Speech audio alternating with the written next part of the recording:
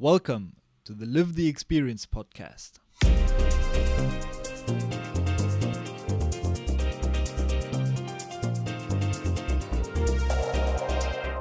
Hi, my name is Lenny and I'm your host. Welcome back to the Live the Experience podcast.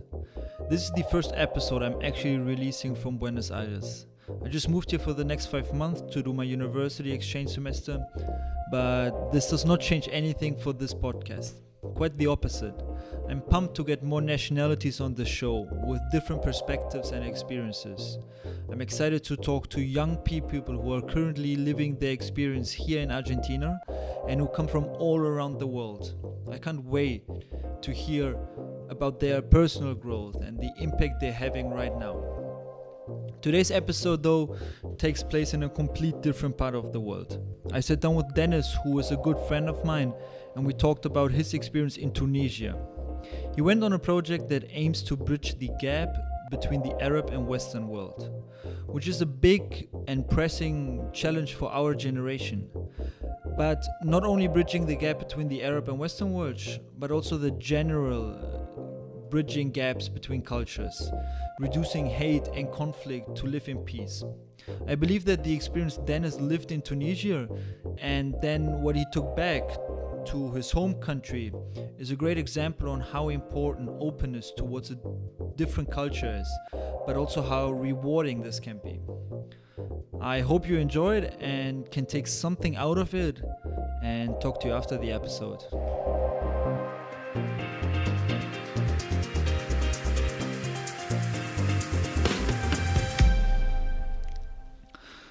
Dennis, welcome to the show. I'm very, very excited to have you today. Thank you so much. It's a pleasure. Dennis and me already go a little bit back. We met around 2 years ago, working together in AIESEC a bit. And when I mentioned to Dennis that I'm planning to record a podcast about unique experiences by young people who went abroad to get out of their comfort zone, he was you were excited about it. And oh my God, yeah. I was so excited. I was happy to be here. And I'm really excited to have you today because I thought your story is very interesting regarding two different things. First of all, getting out of your comfort zone to a new country, which is in North Africa. Tunisia, yeah. In Tunisia, exactly. And then getting this cultural exchange, which is, especially when we look at Europe today, very, very interesting and important to have this cultural exchange with those two parts of the world. Yeah. And then the second thing was that I think we can learn a lot from your leadership development throughout the project, but then especially what happened after your project. But we'll get to that a little bit later. Let's start with the reason you went to Tunisia. Why don't you share a little bit what was your motivation to go to Tunisia and what did you sign up for? So for me, it was not really that much about the country Tunisia itself. It was just about bridging the gap. Because it all started one day. I entered into the university, and on a big screen, I saw an advertisement by AIESEC saying, bridge the gap between the Western world and the Arab world. And that really spoke to me because I grew up with two cultures. I'm half German and half Iranian. So I grew up with two very different cultures. And that was really comparable to this sentence. And then it just really spoke to me. So I signed up, I applied, got 2 interviews, was selected as one of the few people who could go.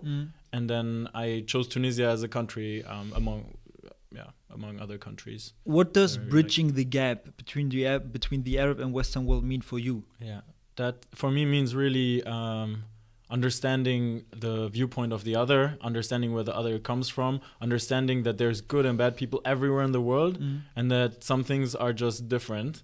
So sort of finding a common ground. Yeah, you don't even need to have a common ground. It's okay to have a different opinion on a thing.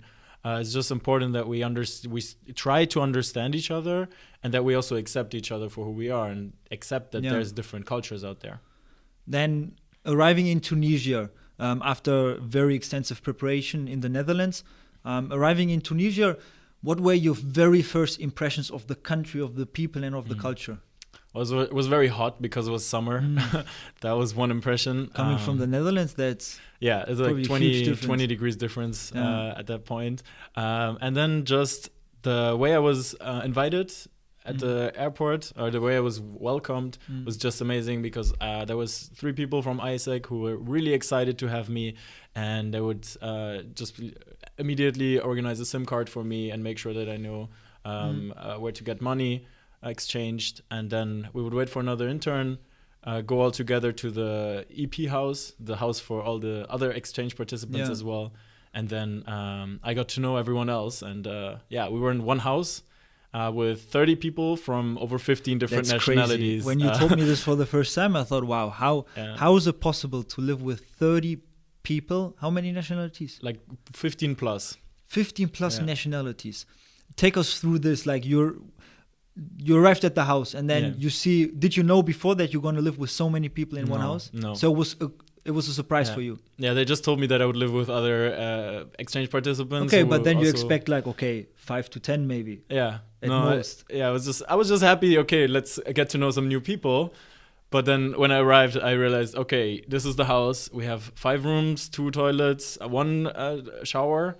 One shower for 30 people. Yes, 2 kitchens. And then, I also didn't have my own room. We just tried to arrange a part of the living room with curtains to separate it a little bit. And then I shared a room with 2 Spanish girls and a Serbian. I'm interested. I'm curious now to hear what your very, very, very first impression and feeling about this was, because a lot of the times because this was definitely not your expectations of accommodation.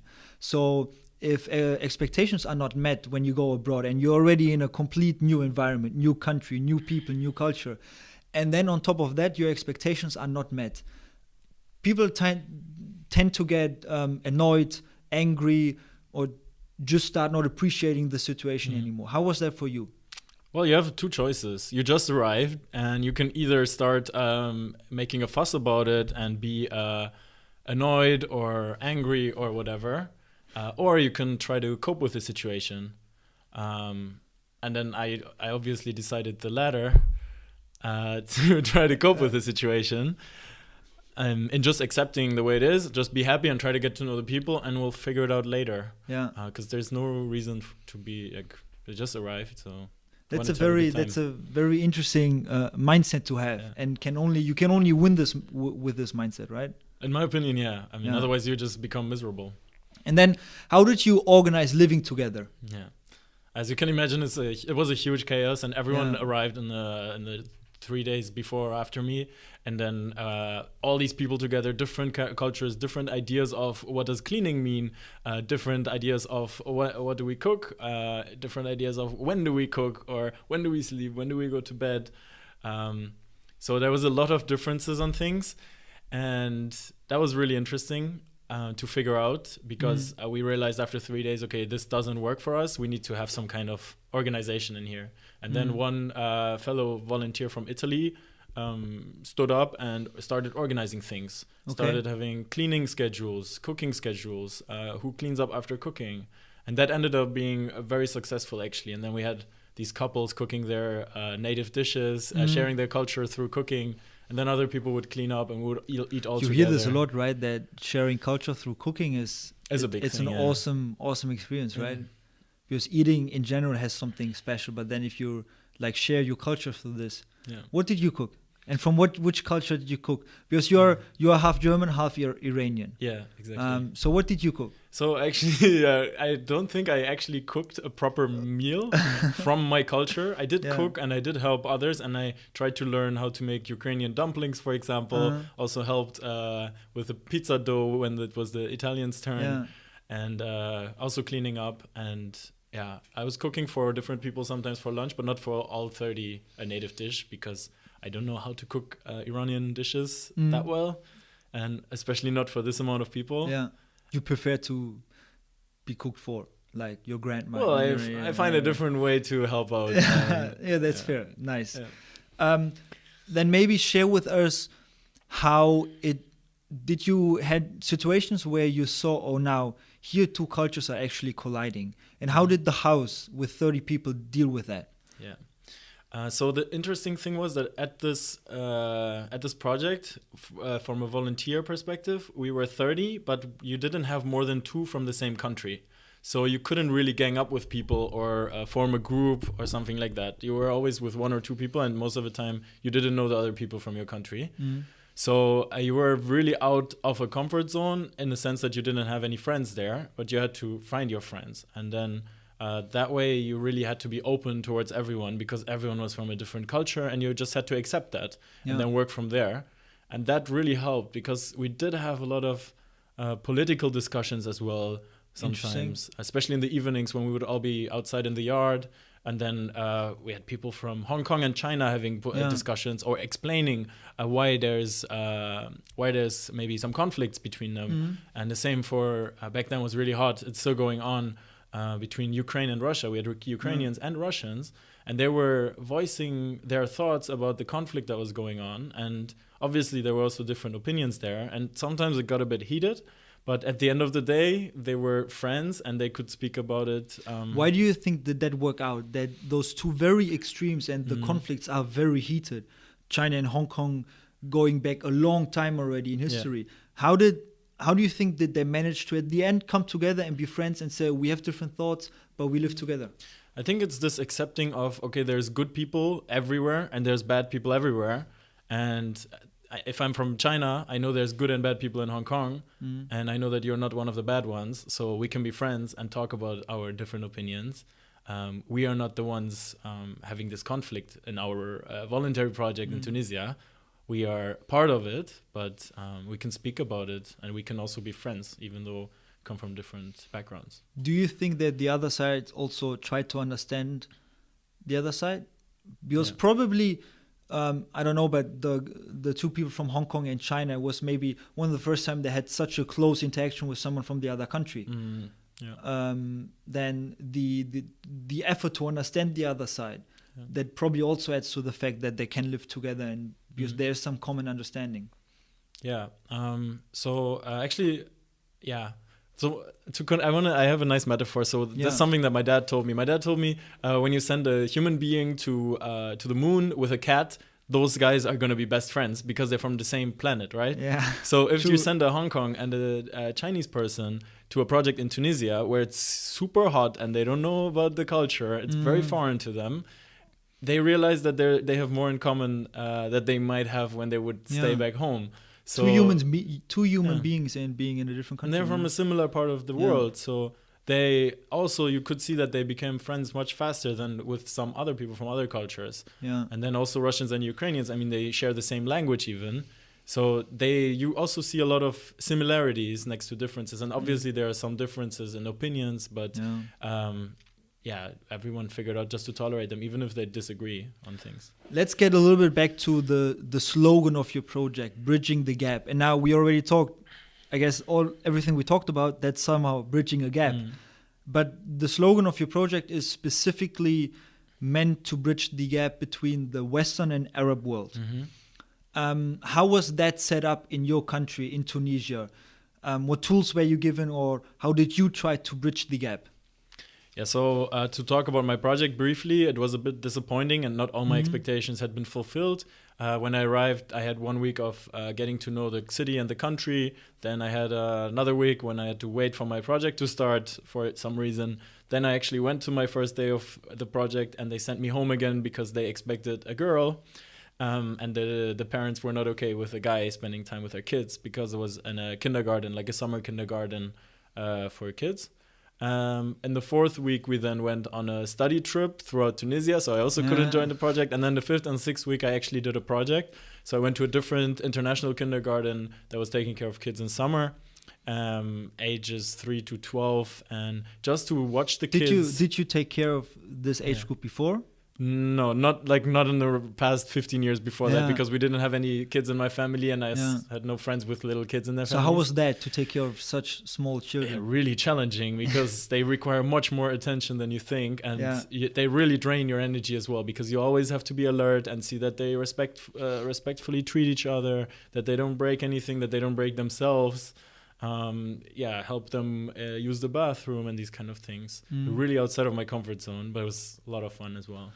I would like to talk a little bit about your personal sort of gap in between, like inside of you, of the two cultures. Now you are half German, half Iranian, But when you think about things, the perspective we get in the Western world about the Arab world, for example, do you have a situation during your time in Tunisia where you thought, oh, wow, right now I'm actually influenced by the perspective you get in the Western world, but it maybe turned out another way? There was one moment that comes to mind. It was not during my project, but in my time for myself, basically. So the time we had with other volunteers. One evening on the weekend, we decided to go to the beach all together. And so we went, and it was really nice. And then at some point, of course, we wanted to go back to the house again. And then we look around and we see there was no one on the streets, basically. And that was really weird to us. It was like a ghost town. And then we started walking around, searching for a taxi to find our way home. And then we see this building with... Why was no one on the street? Oh, yeah, because it was Ramadan. So everyone was busy eating. So everyone was inside breaking the fast, eating together with their families. So no one working, no one outside. And then we walked around the blocks and we found this building with a maybe 16-year-old guy standing there in front of the building with a huge gun. And he's the only one on the street. Yeah, he was the only person in front of a building with a huge gun. So that moment, I think a little bit of that fear came to me, even though I consider myself a super open person to different cultures and different things. But when you walk around a ghost town and then you see one guy with a huge rifle in his hand. Do you think you were a little bit influenced by, again, the perspective we might get in the Western world about the Arab world, and then these images go through your head, and then you saw, oh, it's not only in my mind, it actually is the perspective right here. Yeah, of course. I mean, I would be threatened even if I see a guy here on the street with a gun. Normally they wear uniforms, but I'm also a bit cautious. But then when you remember all those the images from TV that you might get or from the news, and you hear about ISIS and terror, and then you're in a situation with 3 other volunteers, girls, who I felt responsible for as well. Yeah. Then you get fear and you get scared, and then you don't know anymore. So what did you do then? Yeah, so I actually wanted to go away and take the girls and find a taxi somewhere. But then the guy said, yeah, come closer. And then the girls were like, yeah, let's go. And then it took me some time till I said, okay, let's go. But I was kind of pushed into it. Okay. Yeah. And then we went there, and then the guys started talking to us, but we didn't understand him because it was Arabic. So he got one of his colleagues out from the building, and he started speaking to us in English. And we realized it's a police station, so it was safe. And they actually invited us in, and they had this huge table set up with food, and then they invited us to break fast together and have this experience of breaking the fast. I really like that. Sounds so interesting because first you have like some crazy thoughts cross your mind when you see just someone standing with a gun on the streets and no one else is there. But then it turns around to be such a beautiful experience where the people let you in and to break the fast with you. They gave us food. They made us try all the different Tunisian specialities. It was an amazing experience after all. But it all started from a moment of, oh my God, what's going to happen next? Yeah. Now, since you did not really had the chance to, this is a good example of bridging a gap between 2 cultures, right? But for you personally. But now, since you did not get a proper chance to bridge the gap during your project, during your time in Tunisia, maybe with the inhabitants of that country, what happened when you came back? Yeah. What did you do in order to continue bridging the gap? Because that's also a focus of this project, right? That we try to carry these experiences and thoughts back to our country of origin. Exactly. So, as you said already, I bridged the gap during my project a little bit. I think I also did so with the kids here and there. And also when I didn't have a project, I walked around, tried to interact with locals, blogged about my experiences and stories I heard from them as well. So I did my efforts, but it didn't really feel like bridging the gap. But after the project, it was really interesting because AIESEC organized these reintegration days where we had one day in a mosque with a lot of locals. Anyone could join us, and we would talk about our experiences, wear the clothes from our respective country where we went to, share tea, watch a prayer together, understand why and how the prayer actually works. And all of this with the students from the high school? No. That was a later experience. Okay. No, this was open for anyone who wanted to join. Yeah. And just experience the life of an Arab, Okay. so to say. And how did you try to then carry this to the citizen of your country? Yeah. To young people? Yeah. That was also something that organized by AIESEC, which was in the following 2 days, and you also touched upon it a bit already, which was that we went to high schools with everyone who did the project. We went to high schools and gave them workshops about social media during the Arab Spring, or I gave a workshop on the dress code in the Muslim world. And yeah, we just shared our experience, and it was really interesting because there was kids from those countries also in the school, and then they helped us explain it a little bit, and they taught us as well, and they really helped. And then you could see bridging the gap happening in the classroom. Do you think that made a difference? Or do you think after you left, a week after you left, everything was back to normal? That might as well be because they're young kids, but I do think that it was worthwhile, and it made them understand definitely where their fellow students come from, and that there's always a different side to things. So I do think it had an impact. How big the impact was, we can debate about it. Yeah. But I do think so. I do think it becomes very clear. I'm talking about impact when we start talking about your leadership experiences after the years after your project. But now I would like to make it a little bit more general so people all around the world can understand what this meant for you. Because as we said at the beginning, this Noor project, which is about bridging the gap between the Arab and Western world, is a specific project offered by AIESEC in the Netherlands. So only people from the Netherlands can actually do it. But what does it mean for you to go abroad and to experience a new culture? What if we make it a little bit more broader and more adapted to a global scale? Experiencing a different culture, that's very broad indeed. I think it's something that is very much needed today. Why is that?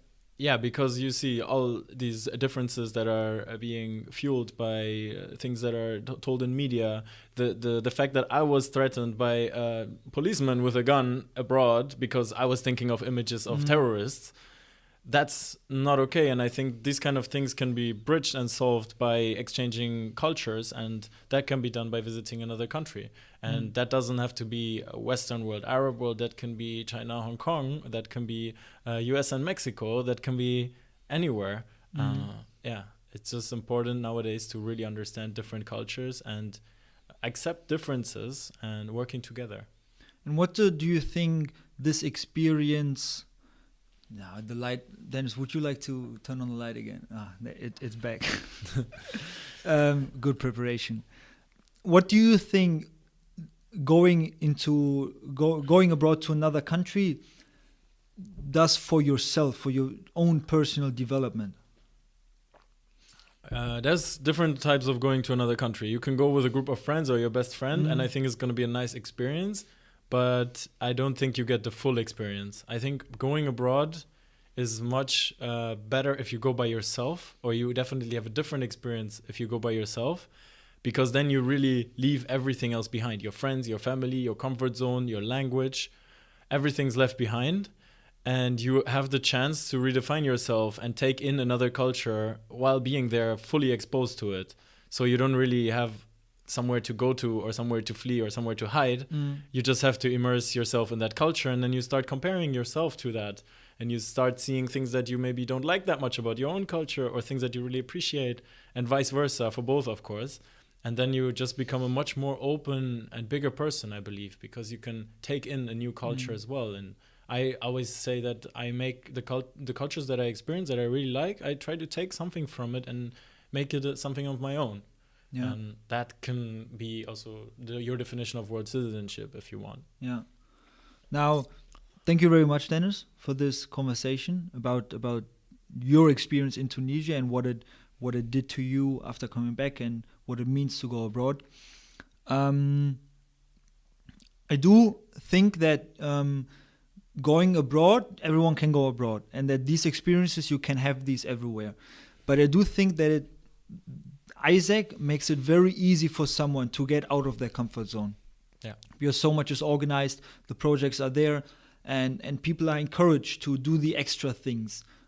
to go alone and to experience these new cultures alone.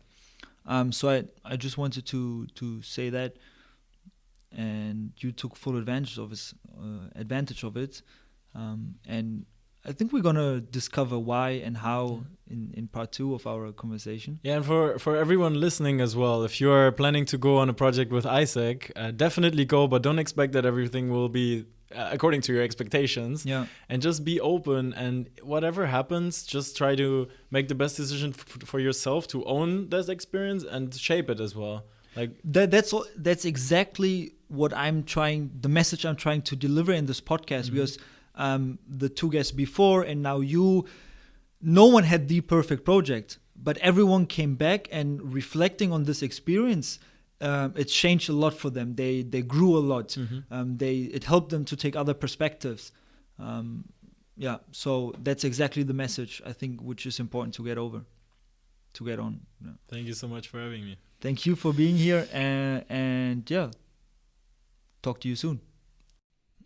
I really enjoyed talking to Dennis about what it means to bridge the gap between cultures, and his examples show the beauty of it and how rewarding this can be. The project Dennis was doing is a unique project in the Netherlands, but at the end, every single project provided by AIESEC aims to have exactly this cultural exchange that can lead to bridge the gap between cultures. So if you think that it's time for you to get out of your comfort zone and seek the challenge somewhere in the world, to get to know another culture, make sure to contact your local AIESEC office or just sign up on AIESEC.org and let them get in touch with you. You can find the link in the show notes. And again, if you have any questions, if you have any feedback, or just want to share some thoughts with me, please contact me. You can find my mail in the show notes as well. If you like this podcast, please rate it and share it with your friends and family. That would mean a lot to me. Have an awesome day and talk to you next episode.